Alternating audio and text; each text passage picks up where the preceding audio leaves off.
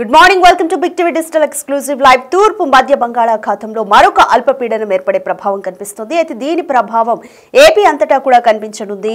వచ్చే 4 రోజుల పాటు భారీ వర్షాలు ఉంటాయని వాతావరణ శాఖ తెలుపుతుంది. అయితే తూర్పు మధ్య బంగాళాఖాతంలో ఏర్పడే ఈ అల్పపీడనం పశ్చిమ వాయువ్య దిశగా మరొక 24 గంటల్లో కదిలే ఛాన్సెస్ కనిపిస్తున్నాయి. అయితే అరేబియా సముద్రం మీదుగా ఈ అల్పపీడనం ప్రయాణించే అవకాశాలు అయితే కనిపిస్తున్నాయి. దీని ప్రభావం వల్ల కోస్తాలు 30 నుంచి 40 కిలోమీటర్ల వేగంతో గాలులు వీచే అవకాశాలు కూడా కనిపిస్తున్నాయి. అయితే ఉరుములు మెరుపులతో తేలికపాటి నుంచి మోస్తరు వర్షాలు కురిసే అవకాశాలున్నాయని వాతావరణ శాఖ తెలిపింది.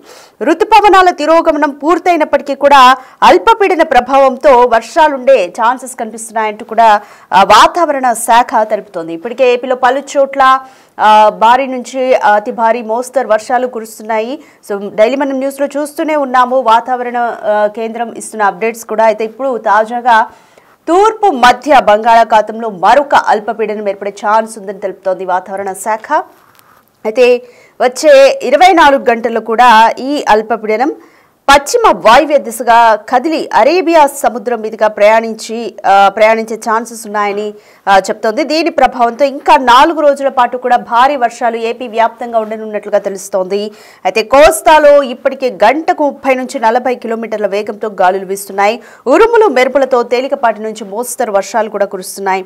రుతుపవనాల తిరోగమనం ఇప్పటికే పూర్తయింది. అయినప్పటికీ కూడా అల్పపీడనం ఏర్పడడంతో ఈ అల్పపీడన ప్రభావంతో కూడా మళ్లీ వర్షాలు కురుస్తాయని వాతావరణ శాఖ తెలిపింది. ఇప్పటికంటే తీరం వెంబడి 30 నుంచి 40 కిలోమీటర్ల వేగంతో గాలులు వీస్తున్న తరుణంలో మత్స్యకారులకు కూడా వేటకు వెళ్లొద్దని ఇప్పటికే అధికారులు ఆదేశాలు జారీ చేశారు.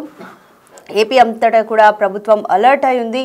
ఎక్కడా కూడా వాహనాల రాకపోకలకు ఇబ్బంది కలగకుండా జాగ్రత్తలు కూడా తీసుకుంటున్నారు. అధికారులందరూ కూడా అప్రమత్తమయ్యారు.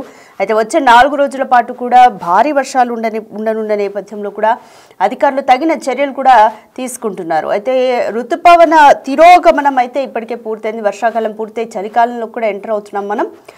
ఋతుపవనాల తిరోగమనం కూడా పూర్తయింది. బట్ ఇప్పుడు అల్పపీడన ప్రభావంతో వర్షాలు పడే ఛాన్సెస్ ఉన్నాయని వాతావరణ శాఖ తెలిపింది.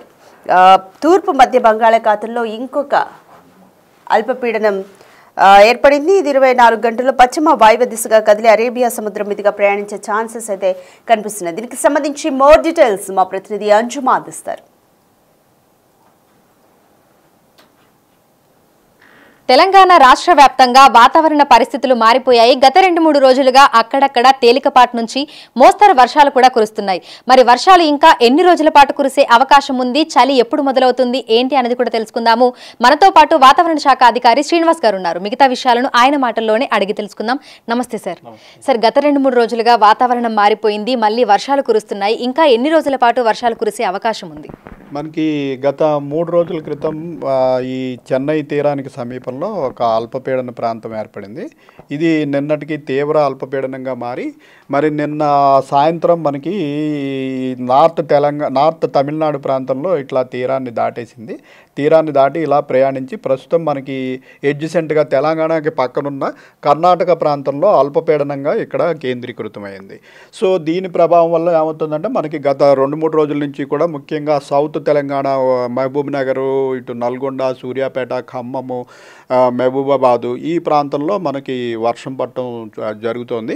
ఇప్పుడు కూడా మనకి దగ్గరలోనే ఇది ఇంకా అల్పపీడనంగా కొనసాగుతున్నందున రాగల 2-3 రోజులకి కూడా మనకు ముఖ్యంగా దక్షిణ తెలంగాణ అలాగే పశ్చిమాన ఉన్న జిల్లాలు అంటే కామారెడ్డి, మెదక్, సంగారెడ్డి, వికారాబాదు, ఉమ్మడి మహబూబ్ నగర్ జిల్లా, నాగర్ కర్నూలు, ఇటు నల్గొండ, సూర్యాపేట, ఖమ్మం ఈ జిల్లాల్లో రాగల 2-3 రోజులు ఈ రోజు ముఖ్యంగా ఈ జిల్లాలన్నింటిలోకి కూడా మనం ఎల్లో వార్నింగ్ పెట్టడం జరిగింది.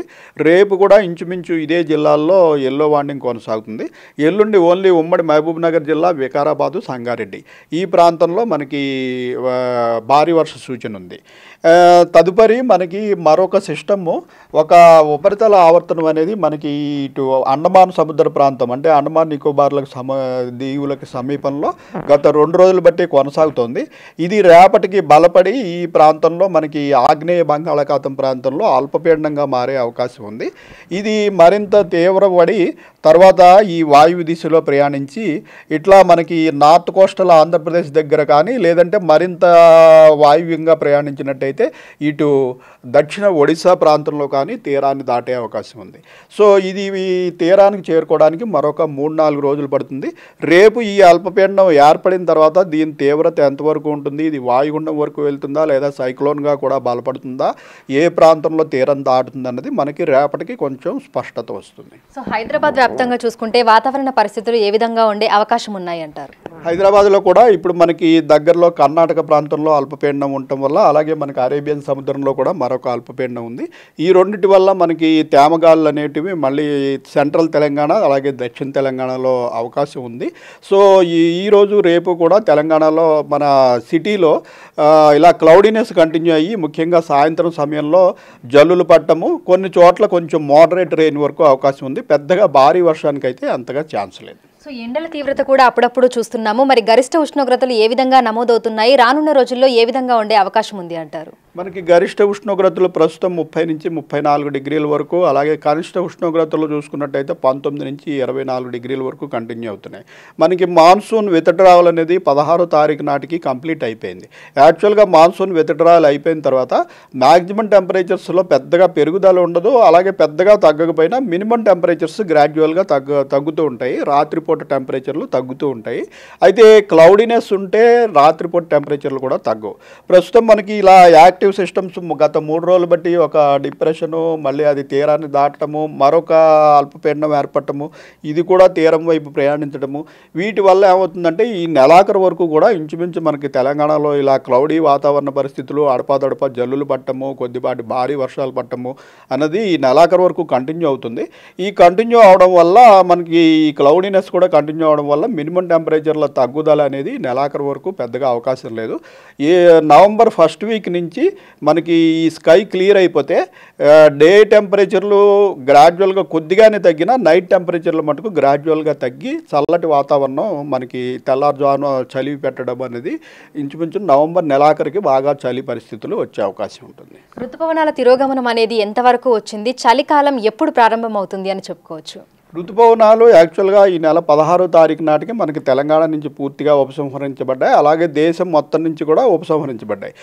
ఋతుపవనాలు అంటే మనకి నైరుతి దిక్కు నుంచి వచ్చే గాలులు, ఈ నైరుతి నుంచి వచ్చే గాలులు మనకి ఈశాన్య దిక్కుకు మారిపోవడమే మనకి ఋతుపవనాల తిరోగమనం.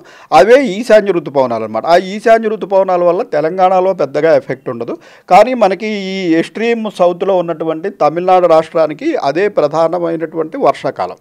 సో అక్టోబర్, నవంబర్, డిసెంబర్ నెలలు తమిళనాడు రాష్ట్రానికి దానికి ఎడ్జసెంట్గా ఉన్నటువంటి మన సౌత్ కోస్టల్ ఆంధ్రప్రదేశ్లోని నెల్లూరు, చిత్తూరు, కడప ఈ ప్రాంతంలో కూడా ఆ సమయంలో వర్షాలు పడుతుంటాయి.